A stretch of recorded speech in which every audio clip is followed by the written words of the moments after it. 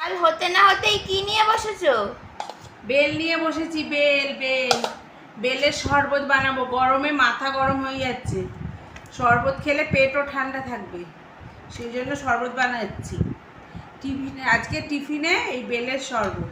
এই যে বরফ নিয়েছি, এই বরফ দেব। আর টিফিনে কিছু হয় না এই গরমে। কালার এসতে দেখেছিস, কিচ্ছু লাগে না।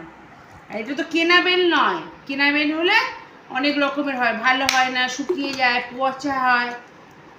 বানাবো আমি, দাঁড়া। এটা বরফ দিয়ে দেবো। এই যে বরফ দেবো একটু, আর এইটা দেবো। দেখবি এটা খেয়ে কত উপকার। এটা 1 গ্লাস শরবত টিফিনে মানে অমৃত।